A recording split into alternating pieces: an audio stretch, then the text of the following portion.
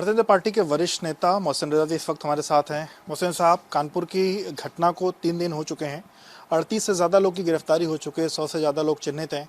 Sir, आगे किस तरह की कार्रवाई देखने को मिलेगी, क्या अभी तक निकल के सामने आ पाया सर?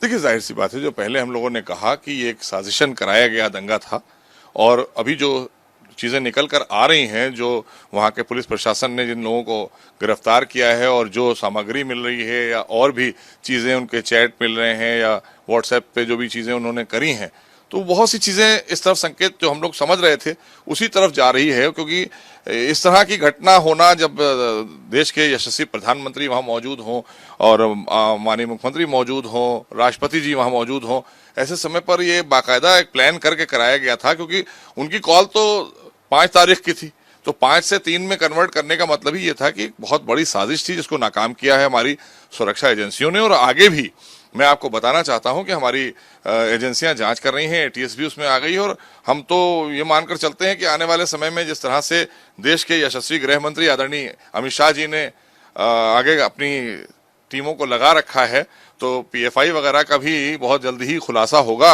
क्योंकि पीएफआई एक आपको लग रहा है इसमें इस पूरे प्रकरण में पीएफआई का हाथ है सर? नहीं, चूंकि जिस तरह का आपने उनका करने का तरीका, पत्थरबाजी करने का तरीका, मतलब एक पैटर्न वही नजर आ रहा था साफ, जैसे सीए एनआरसी में यहाँ हुआ या दिल्ली में हुआ।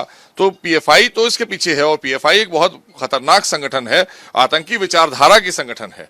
तो इसलिए ऐसी संगठन के ऊपर पैनी नजर हमारे देश के यशस्वी गृह मंत्री आदरणीय अमित शाह जी की है, और लगातार वो देश को सुरक्षा प्रदान करने के लिए सेना को भी सशक्त कर रहे हैं और सुरक्षा एजेंसियों को भी सशक्त कर रहे हैं। उत्तर प्रदेश में आदरणीय योगी जी के नेतृत्व में कानून का राज स्थापित है। तो इसलिए आप ये मानकर चलिए कि इसमें कोई बख्शा नहीं जाएगा, चाहे कोई भी हो। और जिस तरह से तमाम और दल हैं, मैं उनसे भी कहूंगा कि आप लोगों की भूमिका संदिग्ध क्यों होती जा रही है कि आपको जफर हयात या उसके साथ जो लोग पकड़े गए हैं उनको बचाने के लिए आप इधर से उधर, कभी पुलिस पर आप सवाल खड़े कर देते हैं, आतंकी को पकड़ा जाए या मारा जाए तो सेना पर आप सवाल उठा देते हैं। तो आखिर कहीं इस घटना में पीछे से समर्थन तो नहीं था आपका, इसको भी साफ करना चाहिए हमारे विपक्ष के साथियों को। आपने सर दलों का जिक्र किया, उसमें जो लोगों की गिरफ्तारी हुई है उसमें एक का कनेक्शन कांग्रेस से आया, एक का कनेक्शन सपा से आया, एक का दूसरे दलों से आया, तो इसको सर कैसे देख रहे हैं आप? नहीं, मैंने कहा ना कि अभी देखिए सपा ने लेटर जारी किया ना, क्या उन्होंने वहां दंगा कराने की साजिश की।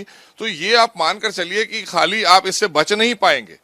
और असदुद्दीन ओवैसी साहब ने भी लगातार जिस तरह के भड़काऊ बयान दिए, या उनके भाई भी दिया करते थे, या उनके और छोटे मोटे नेता दिया करते हैं, तो ये सब चीजें निकल कर आ रही हैं। समाजवादी पार्टी हो या कांग्रेस हो, वही कांग्रेस के ही नेताओं के साथ में उसके अच्छे खासे हमने देखे पिक्चर्स, आप लोगों ने दिखाए हैं, इमरान प्रतापगढ़ी, उसको तो कांग्रेस ले जा रही है, उनको राज्यसभा ले जा रही है। तो इसका मतलब ये है कि इनाम दे रही है ना, कि आपने साहब ये बड़ा अच्छा काम करा दिया कानपुर में, तो अब हम आपको इनाम दे रहे हैं। तो ये इमरान प्रतापगढ़ी को इनाम इसी बात का मिल रहा है कि आपने जिन लोगों को आगे पाल के रखा था उन्होंने सांप्रदायिक माहौल खराब करने का काम किया। लेकिन उनको बताना चाहते हैं उत्तर प्रदेश में कानून का राज है, आदरणीय योगी सरकार है, लिहाजा यहाँ कोई बख्शा नहीं जाएगा, और एक नजीर यहाँ कायम की जाएगी कि अब उत्तर प्रदेश के अंदर इस तरह की कोई सोच भी ना रखे, उसकी सोच को भी कुचलने का काम हमारी सुरक्षा एजेंसियां करेंगी।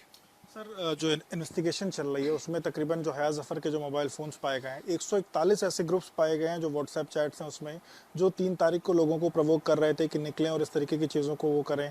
उसमें उसकी पत्नी के फ़ोन से भी तमाम ऐसी चीज़ें निकल के सामने आई हैं। इस साजिश को सर कैसे देख रहे हो? ये व्हाट्सएप ग्रुप के माध्यम से जो पूरी डीलिंग हुई उसको कैसे देख रहे हैं? देखिए, इसमें सबसे बड़ी चीज देखना होगी कि फंडिंग्स कहाँ से हुई।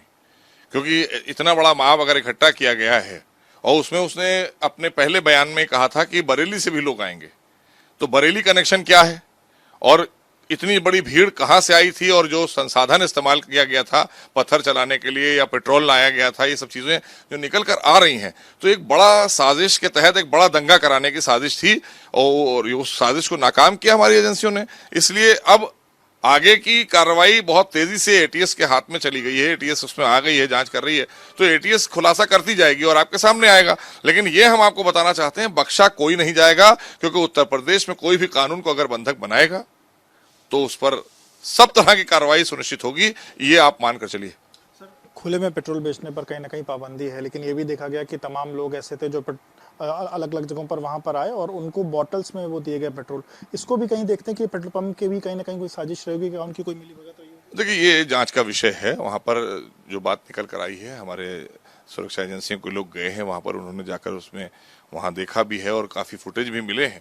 तो अब कौन लोग थे और क्यों पेट्रोल लिया गया, किस लिए लिया गया, और पेट्रोल कहाँ इस्तेमाल हुआ, ये सारी चीजें, या उसके इस्तेमाल करने के लिए कौन सी चीजें और रखी थी, तो ये सब चीजों का खुलासा एजेंसियां करेंगी। मुझे लगता है थोड़ा समय और लगेगा, लेकिन कार्रवाई 18 से 20 घंटे के अंदर सारी हो गई। ज्यादा से ज्यादा लोग जो उससे जुड़े हुए थे, दंगा कराने की कॉन्स्पिरेसी में थे, जफर हयात से लेकर और उसके साथी और जितने भी और लोग थे, वो तो पकड़कर हवालात भेज दिए गए हैं और जांच चल रही है। लेकिन अभी और कौन लोग पीछे से थे जिन्होंने फंडिंग करी है, या लोग कहां कहां से आए थे, इसकी जांच का खुलासा जल्दी होगा। सोशल मीडिया की भूमिका को कैसे देखते हैं, क्योंकि ये भी देखा कि लगातार पुलिस उसकी मॉनिटरिंग कर रही है, 15 से 20 ऐसे ट्विटर हैंडल्स पाए गए हैं जो लगातार लोगों को प्रवोक कर रहे थे वैसे, तो सोशल मीडिया की भूमिका को कैसे देखते हैं? देखिए, सोशल मीडिया एक अच्छे उसके लिए इस्तेमाल करना चाहिए, एक अच्छा माध्यम है। आज डिजिटल इंडिया है, ठीक है, आपको टेक्नोलॉजी का इस्तेमाल करना चाहिए, लेकिन हाँ, इस पर हमारी एजेंसियां नजर रखे हुए हैं कि इसका भी गलत तरीके से इस्तेमाल अपराधी तत्व के लोग कर रहे हैं, जो दंगा फसाद कराना चाहते हैं वो भी इसका इस्तेमाल कर रहे हैं। तो उसके लिए हमारी उसकी अलग एक एजेंसी है जो काम करती है, और वो साइबर क्राइम के लोग हैं, उसके ऊपर बाकायदा जांच कर रहे हैं। जो लोग भी इसमें आ गए होंगे, बहुत से नाम आ गए होंगे, अभी खुलासा करना ठीक नहीं है, तो बहुत से नाम आएंगे, भी बहुत से हो सकता है सफेद पोश लोगों के भी नाम आ जाए। सर, आपने सफेद पोश का जिक्र किया, इसी को लेकर के समाजवादी पार्टी के विधान परिषद के नेता प्रतिपक्ष हैं, उनका ये कहना है कि इस पूरे घटना के मास्टरमाइंड कहीं ना कहीं नुपुर शर्मा है, क्योंकि उन्हीं के बयान के बाद ये सब कुछ हुआ।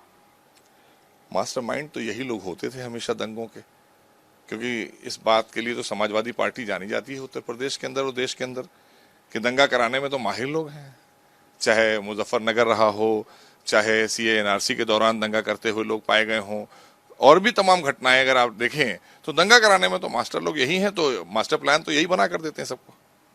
इसी को लेकर के एक विवादित बयान भी उन्होंने दिया, शिवलिंग को लेकर के कहीं ना कहीं उन्होंने कहा कि वो किस तरीके के शिवलिंग की बात की जा रही है, उसको लेकर के हाड़ मास का होना चाहिए, इस तरीके की बातें उन्होंने शिवलिंग को लेकर के भी बोली। इसको कैसे देखते हैं? देखिए, बहुत दुर्भाग्यपूर्ण बात है कि एक संवैधानिक पद पर बैठे हुए व्यक्ति के मुंह से इस तरह की बात आना, जो नेता प्रतिपक्ष हो, अपनी मर्यादा से बाहर चला जाए, तो ऐसे लोगों को तो अधिकार ही नहीं है कि वो राजनीतिक दृष्टि से कहीं भर भी या जनप्रतिनिधि बनकर कहीं खड़े हो सकें।